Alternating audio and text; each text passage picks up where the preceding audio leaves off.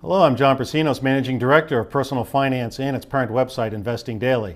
The September 11 issue of Personal Finance is now posted online. The hard copy is in the mail. Here are the highlights of the specific actionable advice that you'll find in your newsletter. As we went to press, the possibility of a U.S. military strike against Syria was weighing on global financial markets. Investors had already been wringing hands about the probability of tighter monetary policy from the U.S. Federal Reserve. And September historically is the weakest month for stocks. But opportunities still exist. In the first article, Chief Investment Strategist Philip Springer looks at blue chips in Europe. The 17-member Eurozone, which collectively makes up the world's second largest economy after the U.S., is showing signs of recovery from an 18-month recession and multi-year weakness. He spotlights our favorite European recovery plays. In the second article, David Dittman looks at how to capture wireless data profits. David examines companies well-positioned to benefit from the global phenomenon of wireless communications. Among his recommendations are PF portfolio stocks poised to benefit from rising smartphone use. In the third article, our in-house energy expert Robert Rapier looks at your best Bakken buys now. These companies are on track to exploit the extraordinary boom in North American shale production.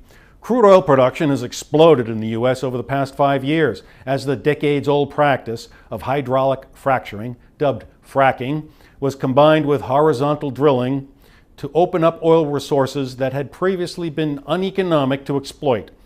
U.S. oil production has risen from 5 million barrels per day in 2008 to 7.3 million barrels per day in the most recent quarter. The U.S. is now the fastest growing oil-producing region in the world. Robert shows you how to profit from this trend.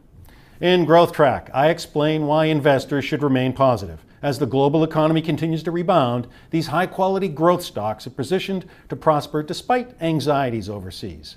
The fact is, U.S. manufacturing and construction indicators are positive. China's wobbly economy is regaining its footing. Long-battered Japan is off the mat. The Eurozone officially emerged from recession in the second quarter, and the U.S. housing market recently posted another strong performance. I look at standouts from the growth portfolio that will benefit from this economic growth, as well as my best buy for this issue. In Income Report, David Dittman again shows how interest rates pose both risk and opportunity. Interest rates are resetting based on signs of improving economic health, and prices for dividend-paying stocks are suffering. That means an emotion-driven sell-off has created opportunities to pick up high-quality companies that are well-positioned to grow their underlying businesses and to sustain and boost their payouts over the long term. David also reveals his best buy for this issue. And in Fund Focus, Ben Shepard and Phil Springer explain that lower growth mature markets are outperforming now, but emerging markets still have their place in your portfolio. And in On the Money, I provide you a guide to help protect your finances and investments upon the death of a spouse. Ask yourself a brutal question. What if my spouse dies unexpectedly? Human beings tend to shove unpleasant possibilities into the back of their minds, but you shouldn't ignore any scenario that can dramatically affect your net worth. I show you how to prepare ahead of time. It's all in your latest issue of Personal Finance, dated September 11, and now available online and in your mailbox. I'm John Persinos, Managing Director of Personal Finance and Investing Daily, wishing you many happy returns.